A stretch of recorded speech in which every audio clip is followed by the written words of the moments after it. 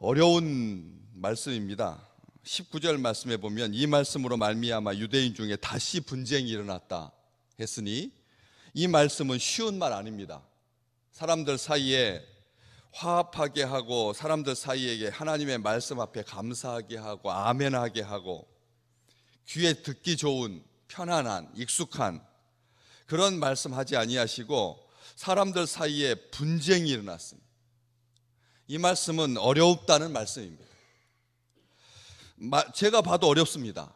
보시면 내가 내 목숨을 버리는 것은 내가 다시 얻기 위함이다. 왜 굳이 번거로운 일을 하시나? 왜 목숨을 버릴 때는 언제이고 또 그 다시 얻기 위해서 목숨을 버린다니 이게 무슨 일인가? 뭐 하려고 그러시는가? 그랬더니 목숨을 버리는 것은 내가 다시 얻기 위함인데 그것 때문에 아버지께서 나를 사랑하신다. 이 아버지 괴팍한 아버지, 이 사람 이 정신이 좀 이상한 아버지. 아들이 목숨을 버리는 것은 다시 얻기 위함인데 이유가 이것 때문에 아버지께서 나를 사랑하신다. 그럼 제한된 어떤 조건에 의한 사랑이 되고 마는데 우리 주님께서 하신 말씀은 쉽지 않습니다. 목숨을 버리는 것, 이게 다시 얻기 위해서 목숨을 버린다. 다시 얻으려면 뭐 하려고 목숨을 버리는가? 목숨을 버린다라고 하는 그 말이 목숨이 하찮아서 목숨이 중요하지 않기 때문에 버리는 것이 아니다라고 하는 것은 그 뒷말로 알 수가 있는데 다시 얻기 위해서 버린다라고 하는 이 표현은 어떤 목적을 가지고 주님께서 십자가를 지시고 목숨을 바쳤다는 것을 알 수가 있습니다. 다시 얻기 위해서 버리는 거니까. 그래서 그렇다면 뭔가 더 중요한 것을 위해서 목숨을 버리는 거지. 목숨보다 더 귀한 것은 이 지상에 아무것도 없는데 목숨을 버린다, 다시 얻기 위해서, 목적을 위해서 목숨 버렸는데 그 목적이 하나님께 사랑받기 위해서냐는 거예요. 아버지께 사랑받기 위해서 이 목숨을 버리는 게 아니다. 금방 알 수가 있죠. 왜냐하면 그것 때문에 아버지께서 나를 사랑하셨다. 그러면 어떤 목적 때문에 아들이 목숨을 버리신 것이고 그 다시 얻기 위해서 목숨을 버리신 것이고 그 목적은 아들을 사랑할 만한 목적인 거죠. 그렇다면 굉장한 목적이라는 거죠. 하나님이 자기 아들의 목숨을 버리면서까지 이루셔야 할 목적이 뭐냐? 우리는 그걸 알 수가 있습니다. 로마서 5장 8절 우리는 외우고 있습니다. 우리가 아직 죄인 되었을 때 그리스도께서 우리를 위하여 죽으심으로 아버지께서 우리를 사랑하시는 아버지께서 우리에 대한 자기 사랑을 확증하셨다. 우리가 죄인 되었을 때 그리스도가 우리를 위해서 죽으셔서 하나님이 우리에 대한 자기의 사랑을 확증해 주셨다. 다시 말하면 우리를 사랑하시기 때문에 아들의 목숨을 버리게 그것도 하신 게 아닙니다. 하나님께서 그렇게 강제하신 게 아니라는 거죠. 우리 주님 스스로. 그래서 이 내가 스스로 버리노라 18절 말씀에 다시 한번 확인하고 있는 것입니다. 내게서 빼앗는 자가 있는 것이 아니다. 이 빼앗기는 죽음, 아무리 숭고한 목적일지라도 아버지께서 아들의 목숨을 빼앗는다면 그것은 진정한 사랑이 아닌 거죠. 왜 아들의 목숨을 빼앗아 가지고 자기 백성을 향한 사랑을 확증하신단 말입니까? 자기가 죽으셔야지. 하나님이 죽으셔야지. 왜 아들의 목숨을 빼앗는다. 근데 가만히 생각해 보십시오. 아들의 목숨하고 아버지의 목숨하고 누가 더 소중합니까? 부모 된 자만이 알 수가 있습니다. 아버지가 백성을 위해서 죽는 것, 이것은 선한 왕이면 얼마나 할 수 있습니다. 아직 희귀한 경우이긴 하지만 선한 왕이라면 자기 백성을 위해서 기꺼이 두 눈을 뽑히고 그리고 심지어는 불구덩이 속으로 들어가서 내 백성만 살려주신다면, 그러니까 포로가 되었을 때 적에게 점령당했을 때 그런 경우가 있을 수 있습니다. 역사에 간혹 있지만, 그러나 자기 아들이 죽는 것은 이것은 차원이 다릅니다. 아무나 할 수 있는 게 아닙니다.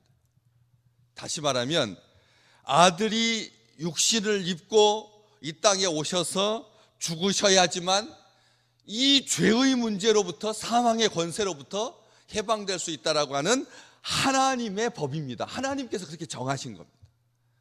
그 법을 아들이 기쁜 마음으로 스스로 목숨을 버림으로 말미암아 이루신 거죠. 혼자서 단독으로 백성을 위해서 죽는 것, 이것은 자기 결심만 있으면 됩니다. 자기 의지만 있으면 됩니다. 백성을 그렇게 사랑한다 말로만 하지 아니하고 행동으로 보여주시면 됩니다. 아들을 통해서 그 문제를 해결한다라고 하는 것은, 이건 아버지에게 있을 수가 없는, 씻을 수 없는 고통이고 슬픔이라는 거죠. 도대체 하나님이 우리를 얼마나 사랑하시기에 자기가 그냥 죽는 것으로 해결하지 아니하시고 아들이 죽는 것으로 밖에는 그 길이 없어서, 그 하나님께서 정하신 그 법을, 그래서 우리 주님께서 말씀하셨냐면, 밑에 보면 이 계명은 내 아버지에게서 받았노라 이렇게 말씀하십니다. 이것은 계명입니다. 하나님의 뜻이고 하나님의 계획이고 하나님의 법이다라고 하는 것이죠. 빼앗기는 자가 있는 것이, 이를 내게서 빼앗는 자가 있는 것이 아니라 내가 스스로 버린다. 이 빼앗기는 것, 이 빼앗는 자가 있지 않다. 나는 뺏기는 것 아니다. 내 생명을 빼앗기는 것이 아니다. 우리 주님께서 버렸다라고 하는 이 말은 자기 의지를 가지고 버리는 것을 말하지, 만약 빼앗기는 것을 버린다라고 말했다면, 빼앗기는 것을 버린다라고 말했다라고 하면 사람들을 속이는 것이 됩니다. 우리 주님께서 자기 목숨을 버렸다, 내가 버린 거다. 이 주님께서 말씀하셨습니다. 나는 버릴 권세도 있고 다시 얻을 권세도 있다. 이렇게 말씀하시면서 나는 빼앗기는 것 아니다. 우리 주님께서 만약 목숨을 빼앗겼다면, 그러면 우리 주님보다 더 큰 권세를 가진 어떤, 우리가 신앙해야 할, 우리가 섬겨야 할 그런 어떤 분이 계시는 거죠. 그렇죠? 안 그렇겠습니까? 아무리 아름다워도 빼앗겼다면 우리는 우리 주님보다 더 능력 있는 존재한테 우리는 굴복해야 할 것입니다. 우리를 사랑하는 존재는 우리가 굴복해야 할 대상이 아니죠. 그렇기 때문에 우리 주님의 목숨을 빼앗을 정도의 강력한 권세를 가진 자가 있다면, 아무리 우리 주님께서 우리를 위해서 사랑하기 때문에 목숨을 버리셨다 할지라도 우리보다 더 능력 있는, 우리 주님보다 더 능력 있는 그 권세 앞에 결국은 굴복하게 될 겁니다. 예수를 굴복시킬 정도라면 우리는 그 권세 앞에 우리는 굴복하게 될 수밖에 없다는 것이죠. 그런데 주님께서 말씀하십니다. 그 권세는 나다. 그렇기 때문에 내가 버리는 거다. 나는 버릴 권세도 있고 다시 얻을 권세도 있다. 이 말은 굉장한 권세죠. 엄청난 권세지만 가만히 보면 자기 목숨을 버려야 되는 권세라면 그 권세는 권세가 아닌 권세일 것입니다. 그렇죠. 자기 목숨을 버려서 우리를 사랑하시고 우리를 구원하시는 권세라면 그 권세는 힘없는 권세 아니겠습니까? 나약한 권세이고 의존적인 권세이고 이 세상 사람들이 웃기는, 희화화하는, 비웃는, 조롱하는, 실제로 유대 백성들은 우리 주님의 그 권세 앞에 우리 주님을 조롱하고 비웃었습니다.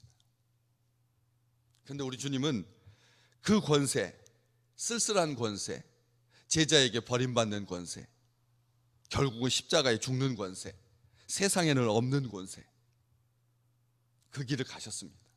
그렇지만 그 권세야말로 숭고한 권세였고 오직 하나님만이 누리는 권세였고 참된 권세였습니다.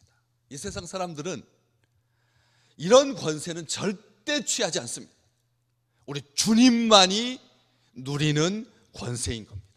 우리 주님께서 우리를 위해서 십자가를 지시고 죽으신 것, 이것은 이 우주에 없는 권세입니다. 이 세상 사람 아무도 추구하지 않는 권세입니다. 버리는 권세입니다. 근데 우리 주님은 기꺼이 그 길을 가셨습니다. 아버지의 목숨과 바꾼 자리, 하나님의 목숨과 바꾼 그 자리를 우리 주님께서, 우리가 죽어야 할 자리, 우리가 고통당해야 할 자리, 그 자리를 기꺼이 가십니다. 그런데 진정 우리 주님께서 누리셨던 이 참 권세, 이 권세는 무력한 권세인가? 아니다라고 하는 것을 알 수가 있습니다. 창세기 22장에 아브라함이 아들 이삭을 하나님께 번제로 드리려고 할 때 하나님께서 막으시고 대신 숫양의 수풀에 뿔이 걸려있는 숫양으로 아들을 대신하게 하셨습니다. 이게 바로 우리 주님께서 죽으신 이 십자가의 죽으심, 이 권세가 진정 무력한 권세가 아니다고, 어쩔 수 없이 연약하여서가 아니다라고 하는 것을 알려주는 귀한 단서가 됩니다. 어디에 수풀에 뭐가 걸렸느냐는 거죠. 수풀에 뿔이 걸렸습니다. 이 뿔은 위엄과 권세를 상징하는 겁니다. 다시 말하면 우리 주님의 권세는 수풀에 걸린 그 순양의 뿔처럼 무력해서 어쩔 수 없이가 아니라는 거죠. 하나님께서 계획하셔서 수풀에 걸린 순양의 뿔이 우리 주님의 권세라는 것이죠.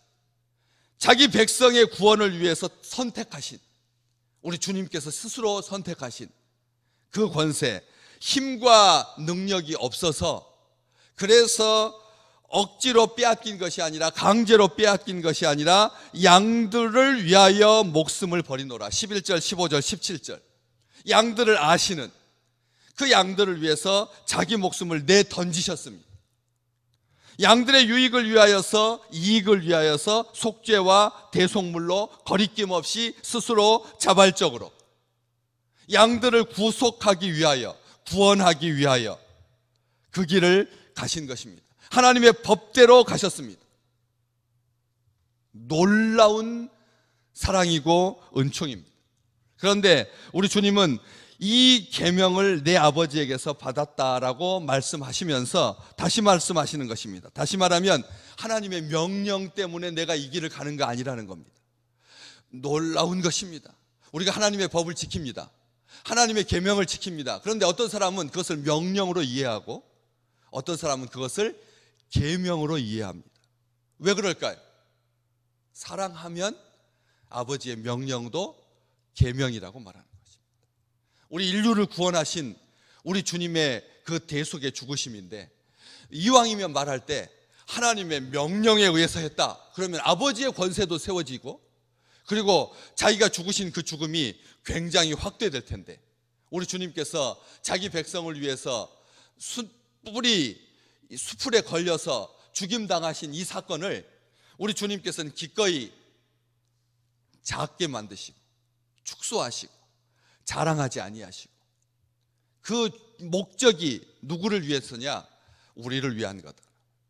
그리고 아버지의 계명을 지켰을 뿐이라고 겸손하게 말씀하고 계시다는 거죠. 오늘 우리는 하나님의 말씀, 하나님의 뜻대로 삽니다. 그러면서 나는 하나님의 명령을 지켰노라 이렇게 하지 아니하고, 우리 주님과 같이 이것은 아버지의 계명이고 이 계명은 내 아버지에게서 받은 거다라고 말할 수 있는 순전한 관계가 되시기를 주님의 이름으로 축복합니다. 우리 주님께서 목숨을 버리셨습니다.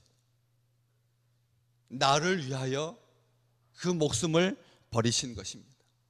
권세 있는 생명을 얻게 하시고 더 풍성하게 영원히 멸망하지 아니하도록, 돈 받고 그 일 행한 것 아니고, 의무 때문에 행한 것 아니고, 눈치 보면서 행한 것 아니고, 어쩔 수 없이 행한 것 아니고, 진정으로 우리를 사랑하시기에 그 길을 가셨고, 아버지께서 나를 사랑하시느니라 이 확신 속에서 자기 목숨을 기꺼이 버리셨다. 아버지께서 나를 사랑하신다면 나는 그 사랑 앞에 하나밖에 없는 목숨이지만 버릴 수 있다. 그리고 나는 그것을 다시 찾을 것이다 라고 하는 비참하게 자조 섞인 마음으로 어쩔 수 없이 양들을 위해서 목숨을 버리신 것이 아니라 당당하게 우리를 위해서 그 목숨을 버리시고, 그리고 그 권세 앞에서 하나님께 받은, 내 아버지께 받았노라 말씀하시는 우리 주님을 행복해 하는, 우리 주님을 기뻐하는 그 주님의 그 죽으심에 진정 사람들은 귀로 들어서 분쟁할 수밖에 없었지만 우리 믿음의 식구들에게는 이 주님의 죽으심이 진정한 사랑이었음을, 하나님의 확증이었음을 다시 한번 감사할 수 있는 귀한 기회가 되시기를 주님의 이름으로 축복합니다.